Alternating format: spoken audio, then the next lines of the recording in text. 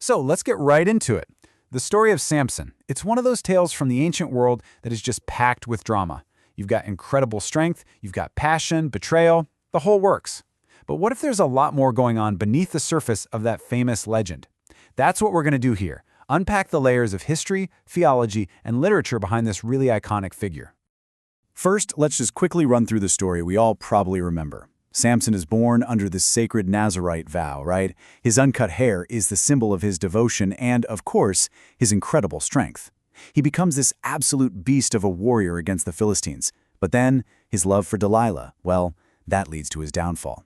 The Philistine lords bribe her, she pushes and finally gets the secret of his power out of him. His hair gets cut, the strength is gone, and he's captured, blinded and enslaved. But in one last, absolutely explosive moment, his strength comes back and he brings a whole Philistine temple crashing down on himself and everyone in it. And wow, what an ending, right? But believe it or not, for scholars, that spectacular ending is where the real story actually begins. That final scene has kicked off centuries of debate, turning this heroic tale into a massive historical and literary puzzle. So, here's our game plan. We'll start with the legend we know, then dig into whether it's history or just a great story. We're going to take a closer look at Delilah, unpack the meaning behind Samson's vow, and finally, see how this ancient legend has been completely reimagined over time. So yeah, we begin with the legend itself, this incredibly powerful story that has just gripped people for thousands of years. But could any of it have really happened? This brings us to a huge archaeological question, and it's all focused on that one final epic scene. Was it even physically possible for him to bring down that Philistine temple? And on this point, scholars are completely split. On one side, you've got people like John L. Mackenzie, who see the whole thing as a folktale, a heavily exaggerated story meant to give hope to an oppressed people. But on the other side, scholars like Dr. Bryant G. Wood argue that the details in this story are so specific they have to come from someone who was actually there. The core of the skeptical argument really comes down to the architecture. Mackenzie puts it bluntly. A building that could hold thousands of people on its roof, supported by just 2 pillars, close enough for a man to reach both? He says it's structurally impossible. It just couldn't have existed. But Dr. Wood fires right back. He suggests that the author wasn't just making up some fantasy building. No, they were describing a very specific kind of Philistine temple they were familiar with.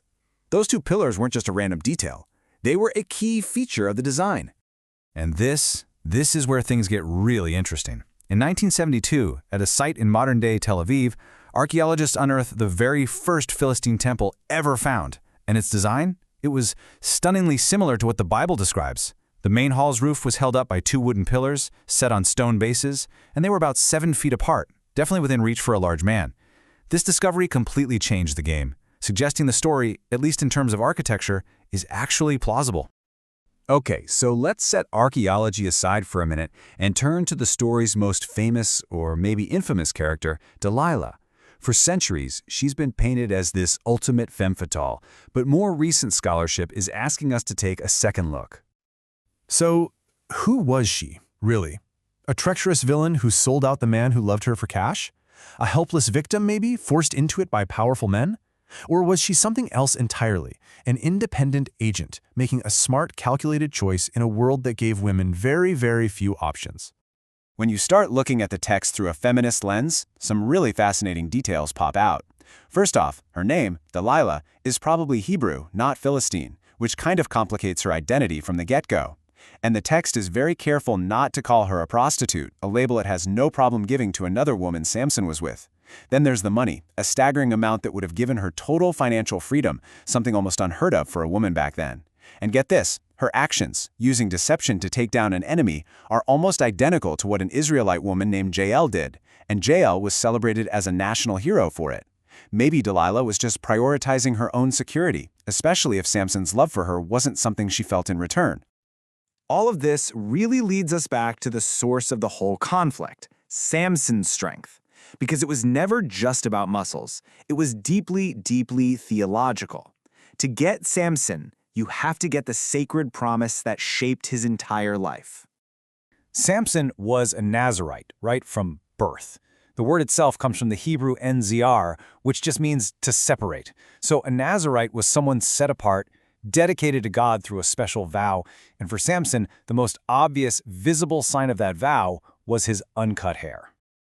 Now let's add another idea to the mix, this one from sociology. The famous sociologist Max Weber talked about a charismatic leader.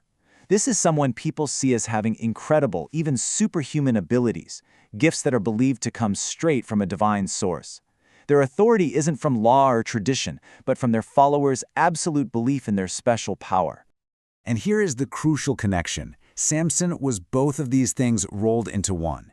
His long hair was the outward sign of his inner vow, his separation to God, and his insane strength was the physical proof, the tangible evidence of his divine charisma. The hair itself wasn't magic. It was the symbol of the vow that connected him to his God-given power. And that connection is woven even deeper into the very fabric of the story, all symbolized by one single powerful number. So what's with the number 7? This is the really cool part, a kind of linguistic key to the whole story. The text tells us Samson's hair was in 7 braids. Well, in ancient Hebrew, the root word for the number 7 is the exact same root as the verb to swear an oath. His 7 braids were a literal, physical symbol of his sacred vow, his oath to God. When Delilah had them cut, she wasn't just cutting his hair, she was severing the oath itself. But of course, the story of Samson doesn't just end in the rubble of that temple. Its real power is in how it's been told and retold, finding new meaning for new generations. And maybe the most famous adaptation of all comes from the 17th century poet John Milton. Now, Milton himself went blind later in life, so he felt this incredibly deep, personal connection to Samson's story.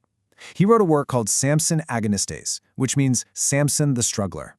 It wasn't meant to be a play on the stage, but a dramatic poem that explored the inner torment of this fallen hero. In Milton's version, the story becomes this intense psychological drama. Samson isn't just a guy who got tricked, he's filled with regret over his own weakness, what he calls his foul effeminacy that let Delilah enslave him. It's a moment of deep personal shame, a stain on both his honor and his faith. This is how Milton totally reframes that violent ending. For him, Samson's final act isn't just about bloody revenge. It actually brings a kind of tragic peace, a catharsis. The struggle is finally over. The audience isn't left with horror, but with a feeling of calm of mind, all passions spent. So where does all this leave us? Samson starts as a folk hero, becomes an archaeological puzzle, gets reread as a tragic figure, and stands as this incredibly complex theological symbol. I mean, what does it say about a story that it can be a source of national hope, a historical debate, and a profound personal tragedy all at the same time? The real power of Samson's story isn't in finding one single answer, but in all the questions it keeps forcing us to ask.